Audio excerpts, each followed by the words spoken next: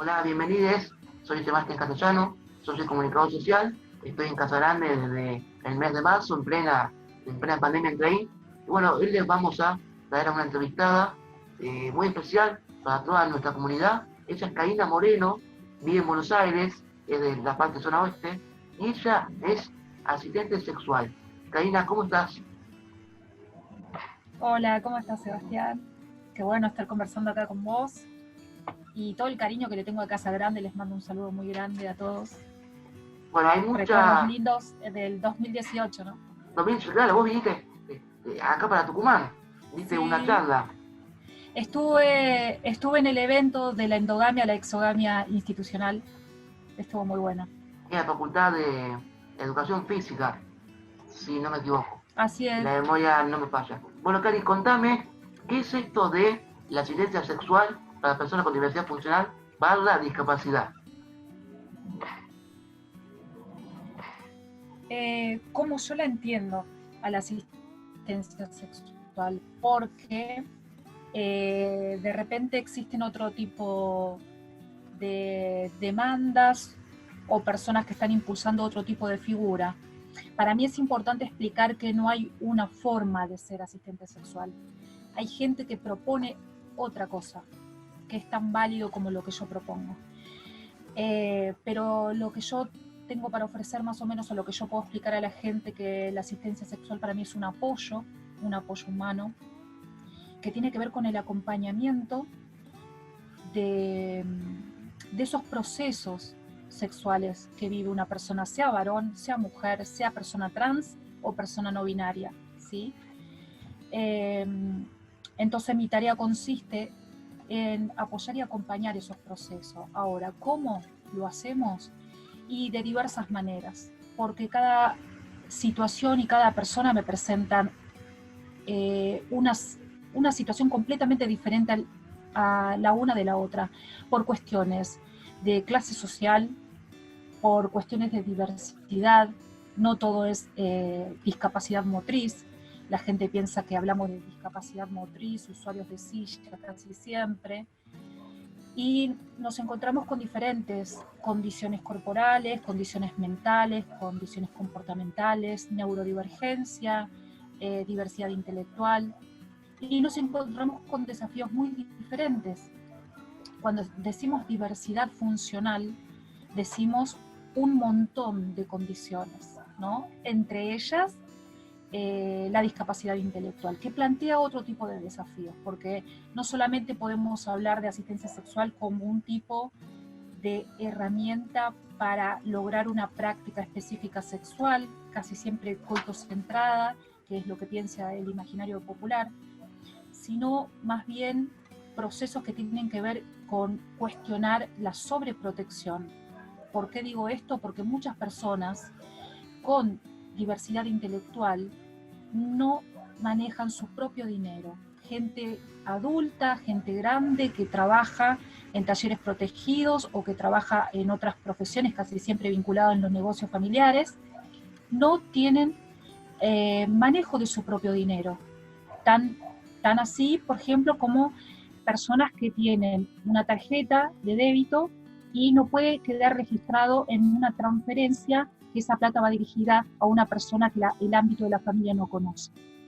Entonces la privacidad es muy importante, la sobreprotección es importante, trabajar con sexualidad, qué concepciones de sexualidad tiene la familia de la persona con discapacidad y qué concepciones de sexualidad tiene el equipo de trabajo que rodea a la persona con discapacidad. Entonces, la asistencia sexual que yo propongo o que yo pretendo y vengo construyendo tiene que ver con cuestionar los vínculos. Cosa principal para dejar de mirar a las personas de la forma que históricamente venimos mirando. ¿Se entiende? Totalmente, Cari. Y poner así como, para explicar un pequeño ejemplo, ¿cuál sería la diferencia de la asistencia sexual para personas con discapacidad y el trabajo sexual convencional, digamos, ¿no? O lo que se entendería convencionalmente por el trabajo sexual. ¿Cuál sería esa diferencia? Ajá. Así, cortita, digamos. Sí, yo me considero un tipo de trabajadora sexual. Para mí el trabajo sexual es trabajo, partamos de ahí. Entonces, de ninguna manera yo voy a desvestir un santo para vestir otro. Yo me considero una persona que trabaja justamente cuestionando el estigma que existe sobre las personas con diversidad funcional, discapacidad.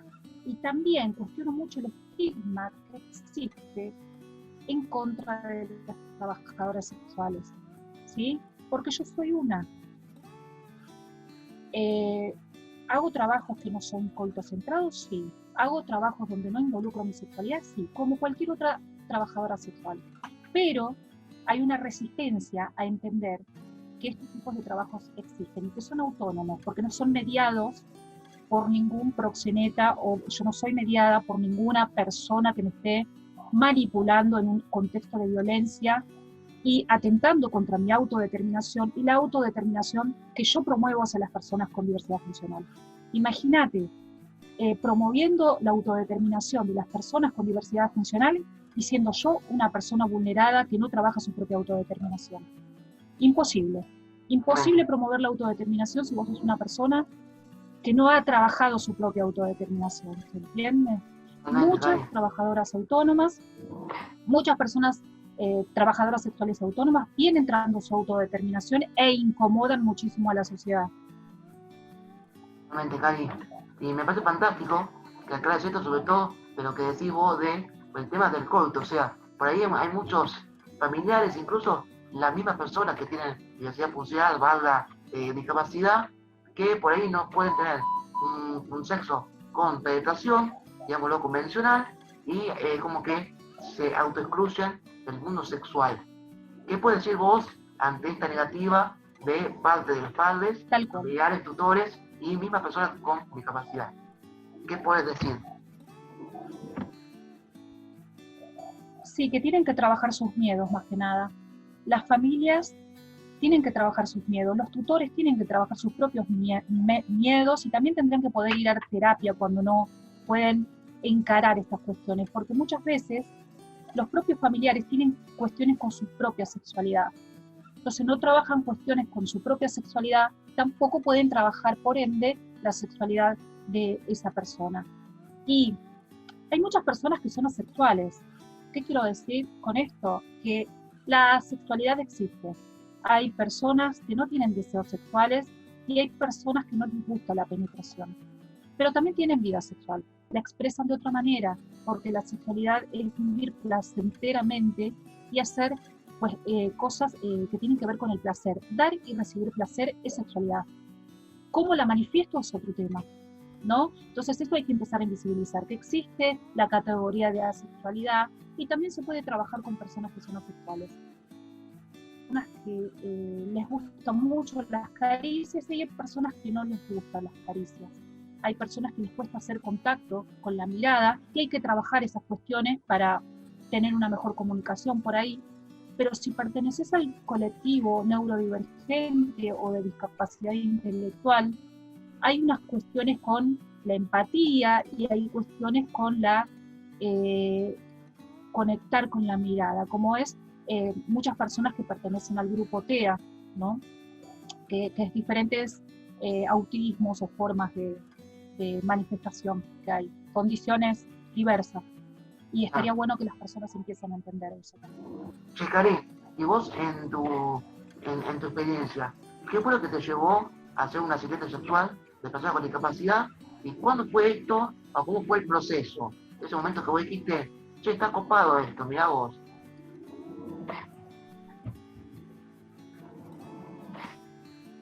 No recuerdo cuándo fue exactamente, pero sí tengo la experiencia de ser familiar de mujeres con diversidad funcional y he frecuentado muchos espacios en calidad de familiar, he acompañado a mi hijo a grupos sobre hermanos de personas con diversidad funcional y en esos circuitos que frecuentaba empecé a conocer gente que abordaba el tema de la sexualidad y ahí me han propuesto si me interesaba el tema de la figura de asistente sexual y obviamente dije, ¿qué es eso? No sabía que existía y me fui interiorizando y fui conociendo gente que se dedicaba a la asistencia sexual pero es visible. Hasta el día de hoy no están interesadas en tener una militancia o una visibilidad, un activismo como siento el que yo estoy abordando. Y me pareció muy interesante porque me parece que es necesario trabajar el estigma, trabajar esto de romper el silencio. Cuando uno rompe el silencio, se empiezan a dar situaciones, no sé si decirla positivas, ¿no? Pero empiezan a dejar de ser tabú, uno empieza a tener más presencia, tanto las personas como uno mismo, y abordar sin prejuicios el tema de la sexualidad en general, ¿no? No es la sexualidad de las personas con discapacidad, es la sexualidad de todos, todas y todes. Me estaba por preguntar eso. ¿Vos crees que hay? Porque a mí me parece como persona con discapacidad y que vengo estudiando el tema de la sexualidad, percibo esta cosa como que se suele hablar generalmente en el imaginario colectivo, parece que hubiera una sexualidad aparte donde estaríamos ahí las personas con discapacidad. ¿Vos también lo percibís? Digo, y acá también meto a la sexualidad la asistencia sexual como una cosa aparte, ¿verdad? Que no termina de integrarse.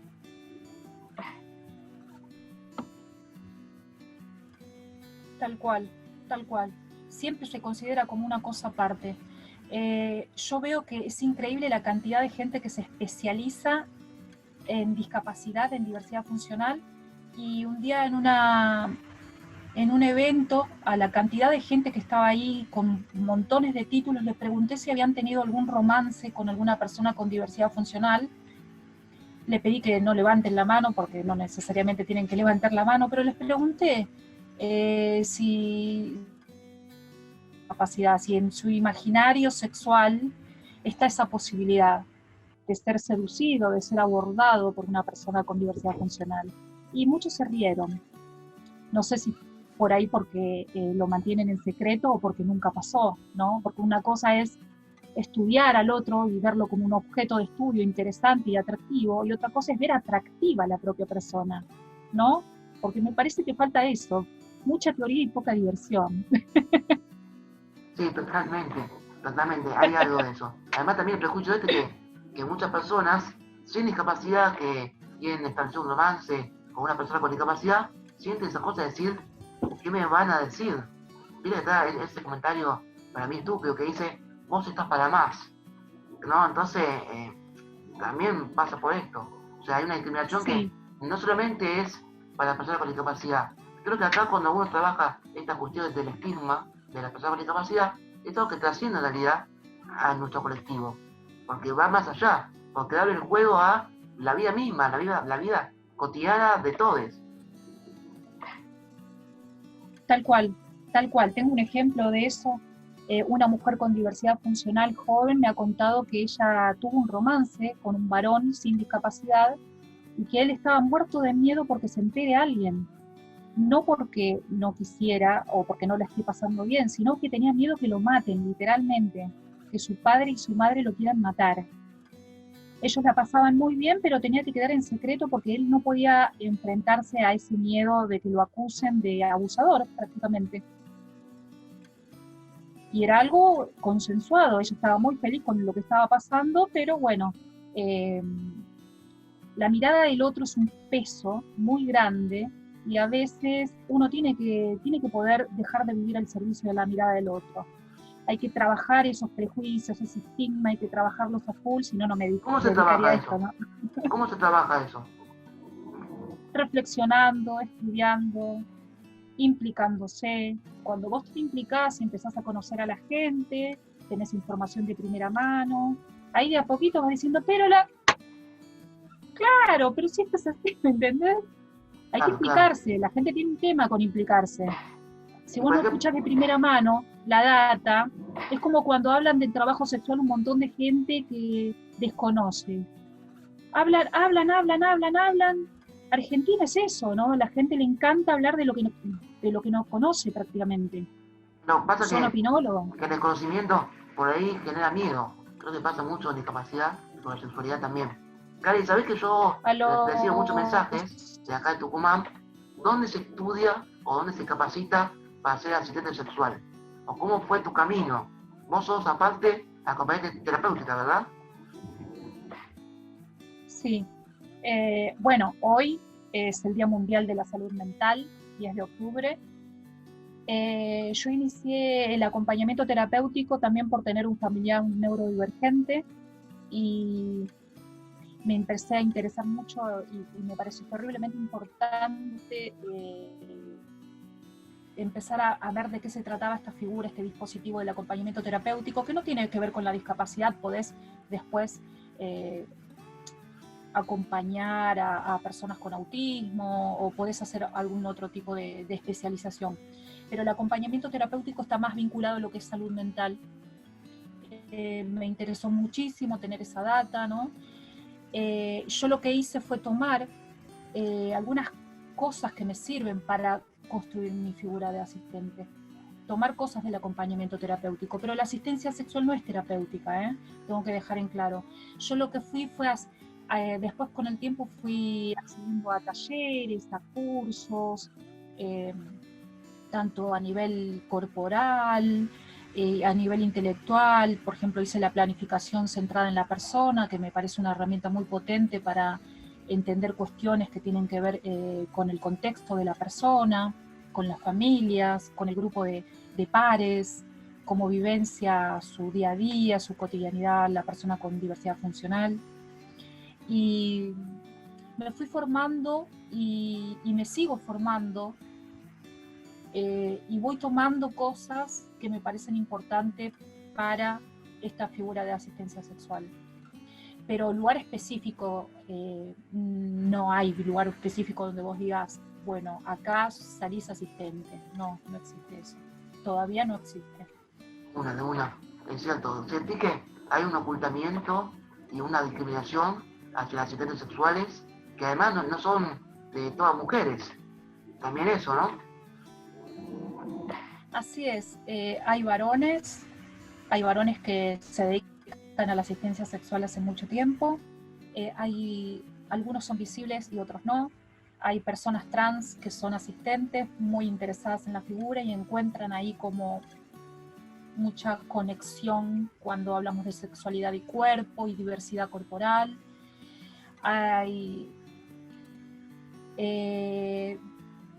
Digamos que el ocultamiento y la discriminación tienen que ver con el estigma, claro.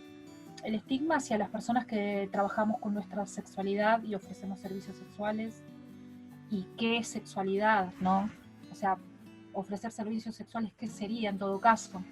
Habría que ampliar la cuestión ahí para dejar de ver con estas connotaciones negativas. Cuando aparece la palabra sexual en cualquier lado, ¿viste? Ya le da una carga negativa porque, claro, se la asocia.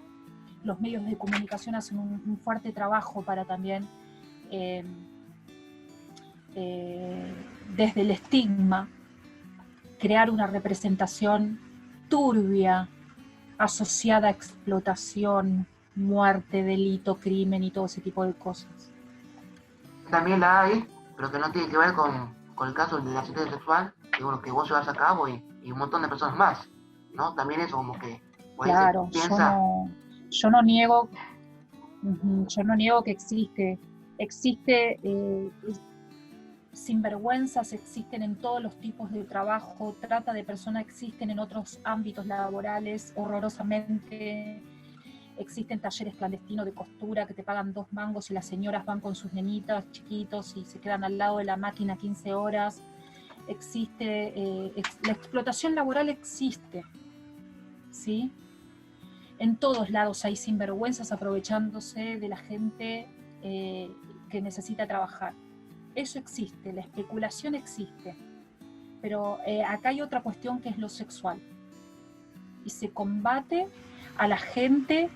El abolicionismo lo que está haciendo es combatir a la gente que se autoproclama autónoma como yo, que no está siendo mediada por nadie y que es un proyecto mío de vida, y no persigue a estos sinvergüenzas, explotadores, patrones y tratantes. ¿Se entiende? Que casi siempre son gente poderosa. Totalmente, Cari. Gente poderosa, con mucho poder. Volviendo al tema de la comunicación. Me entiende la comunicación más interpersonal. ¿Cómo es este proceso comunicativo que vos solés recibir de una persona, hombre o mujer, porque no solamente da servicio para hombres, sino también para mujeres, de cuando alguien te pide tener un encuentro íntimo con vos? Digo, no siempre, estoy pensando, ¿no? En voz alta. No siempre es la misma persona con discapacidad la que te contacta a vos. ¿Cómo se hace diálogo con los padres, familiares, tutores o la misma persona con discapacidad? Cuando se contacta conmigo una madre o un padre, trato de ver qué es lo que me está queriendo comunicar la persona, ¿no? A veces se comunica conmigo una madre que ve comportamientos que considera hipersexuales, de exhibicionismo del hijo con discapacidad intelectual, y ella o él interpretan que, la madre o el padre me refiero, de que necesitaría contratar a alguien, ¿no? Entonces yo le pregunto si tiene más que ver con el deseo de esa madre o el deseo de ese padre que con el de la propia persona, ¿no? En realidad la persona está manifestando algo que tiene que ver más con su cotidianidad que con el requerimiento de otra persona que entre a abordar esa situación. Casi siempre estas personas tienen muy poca intimidad y desde chicas no se les ha enseñado o transmitido cuestiones que son básicas, ¿no? Como quedarse tranquilo en el baño, cerrar la puerta de la habitación, no ser invasivo con ese hijo o esa hija, pueda tener amigos, amigas, amigues, que tenga intimidad, ¿no? Y la sobreprotección es importante ahí cuestionarse, ¿no? Así como esa madre o ese padre me convocan, yo les pregunto qué las hace suponer que una experiencia conmigo solucionaría cuestiones que tienen que ver más con las dinámicas familiares, ¿no? Claro, es un tema que atraviesa un montón de instancias en realidad, de la familia hasta como decimos los medios.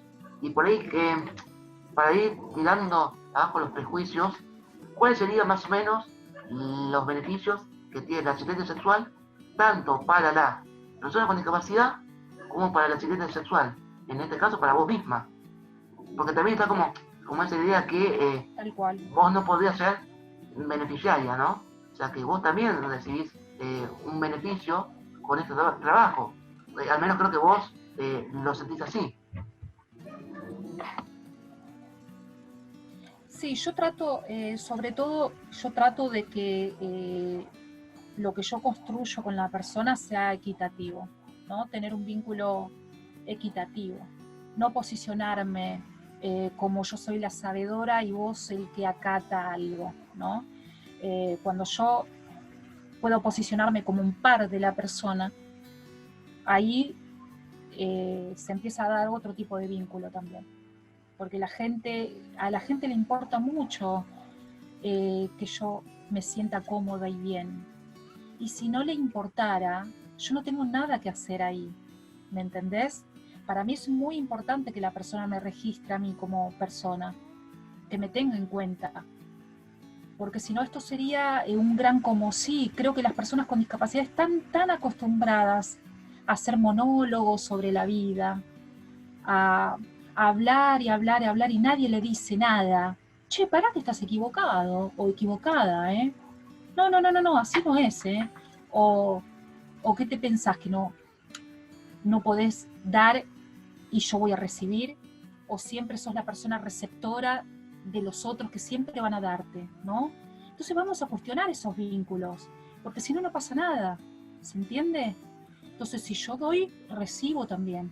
Y la persona la ubico en un lugar, la ubico en un lugar importante. Ella también puede dar placer, puede dar disfrute, puede construir esos momentos también. Y para mí es importante, porque si no, no puedo trabajar con una persona que piensa que yo le voy a dar nada más. ¿Se entiende? Totalmente, totalmente. Te quiero preguntarte, Cari, si crees que el Estado tiene que regular el trabajo de asistente sexual para personas con discapacidad, o cómo lo ves vos. El Estado regula, eso es lo que veo. El Estado regula y se mete en nuestras vidas de formas increíbles, como no nos imaginamos muchas veces. De repente hay mucha gente que cuestiona al Estado y de repente cuando tiene un problemita X con su expareja, lo primero que hace es llamar a la policía y que el Estado intervenga. Es problemático decir que el Estado no regula o no reglamenta la vida de la gente. Lo que a mí me parece muy importante que quede bien en claro que lo que se está pidiendo acá es ampliación de derechos, porque no se puede estar tan desamparado por la ley.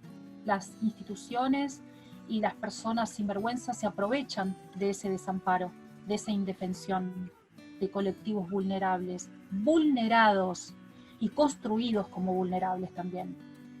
Entonces, despenalizar es importante. Las trabajadoras que están organizadas, lo que están pidiendo hace un montón es despenalización y ampliación de derechos. No piden reglamentación o regulación. En realidad el abolicionismo está haciendo eso continuamente, esas acusaciones de proxenetismo a referentas. Entonces es importante, ¿viste?, poder informarse para no repetir cosas que no tienen nada que ver. Es ampliación de derechos y despenalización, que personas autónomas no sean acusadas de cometer un crimen por organizarse, por romper el silencio, ¿no?, y por trabajar con su sexualidad de manera autónoma. Muy buena tu perspectiva. Está bueno que aclares estas cuestiones que por ahí no son claras siempre, ¿no? Parecen obvias, pero que en realidad no son tan obvias. Y preguntarte ahora el tema de un miedo que genera esto de la sexualidad y de la asistencia sexual, que muchos padres o tutores tienen miedo que su hija se enamore del asistente sexual o del asistente sexual. ¿Qué tenés vos para decir cómo se desconstruye ese miedo o qué hacer frente a él? ¿Qué se hace ahí? Si el padre, madre, tutor tiene miedo de decir, no quiero contratar a la Karina, suponete, porque tengo miedo que mi hija se enamore de ella. Yo creo que las personas suponen mucho y subestiman mucho a sus familiares con diversidad funcional. Y piensan que la solución es privarlo de algo. Y yo creo que primero hay que cuestionar a qué le llaman amor, ¿no? ¿A qué le estarían llamando amor? ¿A qué le llaman pareja? ¿A qué le llaman enamoramiento? Habría que ver ahí cuestiones que tienen que ver con la construcción del amor romántico. Habría que ver un par de cosas ahí que habría que tienen más que ver con los miedos que con la realidad. Eso es lo que veo yo. El enamoramiento no es amor, definitivamente. Y además también se me ocurre esto del derecho al riesgo, ¿no? Ya supongamos que enamorarse sea un riesgo. Bueno, sea la persona con discapacidad o diversidad funcional que decida si joderlo o no. Como que se nos quita esa cosa de decidir, ¿viste? Porque parecemos tan frágiles ante los ojos de muchas personas que se nos quita este derecho a correr el riesgo. No te estoy escuchando. Sí, se perdió un poco la conexión. Te comentaba el tema este del derecho al riesgo, que se nos quita, ¿no? Se nos quiere anular la autodeterminación de decir, bueno, yo quiero esto y me hago cargo, ¿no? Parecería como que no podemos hacernos cargo de nada, cuando en realidad hay que dar las herramientas para que pueda ser así. Y acá aprovecho para meter la que me falta, creo, que es también vos sos facilitadora para un encuentro sexual entre parejas de personas con diversidad funcional, ¿verdad? Sí, podría trabajar con parejas, pueden ser trabajos de guiar, porque también he practicado y tengo herramientas del tantra, de encuentros tántricos, y he vivido la experiencia de guiar a parejas trabajando con las ceremonias y los rituales. ¿Qué es el Tantra? Para explicar. El Tantra es como un conjunto de prácticas que tienen que ver con el contacto, la conexión, la comunicación. Lo voy a explicar como así muy básico para que se entienda, pero es muchísimas cosas más el Tantra. Y muchas herramientas de ahí he tomado para los encuentros de asistencia sexual con el abordaje tántrico. Yo podría guiar a parejas y podría también organizar grupos para trabajar con contactos eróticos, sensuales. De hecho, he tomado esos trabajos, he hecho grupales y han sido cosas muy interesantes que tranquilamente las podría proponer para personas con diversidad funcional y sería muy bueno. Puedo trabajar con parejas, puedo trabajar en grupo, puedo trabajar con personas individuales, como asistente puedo dar charlas, puedo dar conferencias, puedo dar asesoramientos a padres, madres, familiares, o sea que este rol que yo pretendo construir, un poco ambicioso por ahí, me parece que tiene que ser una figura amplia, no simplemente puedo dedicarme a una práctica específica, sino que me parece que se puede abrir un abanico y se puede hacer muchísimas cosas. Bueno, Cari, no te quito más tiempo, creo que ya estamos con el reloj jugado, por el tiempo que nos permite el Zoom. Por último, dejanos un contacto y desde ya, muchas gracias en nombre de toda la comunidad Casagrande, te agradecemos muchísimo tu tiempo, la verdad que nos has abierto la cabeza, nos diste perspectivas de todos lados, imagino que esto da para mucho más, pero bueno, para cerrar acá, que ya nos ahorca el tiempo, déjame tus contactos, tus redes, así la gente puede seguir con vos. Buenísimo, yo también les agradezco por el espacio a ustedes, a vos, Sebas, a Casagrande, que los quiero muchísimo. Tengo un canal de YouTube que puedan ahí buscarme como Karina As, Karina con Y, As, y las redes, Facebook no estoy utilizando, pero sí Instagram, Karina As también, o Karina Moreno. En cualquiera de los dos lados me pueden agregar. En mi canal voy subiendo videos también o cosas que considero importantes. Construir y empezar a hacer material audiovisual me parece muy importante. La voz en primera persona, tanto de las personas que nos dedicamos a esto como de las personas con diversidad funcional, me parece súper valiosa, me parece que hay que romper el silencio y eso hay que hacer y eso es lo que quiero promover. Gracias a todos.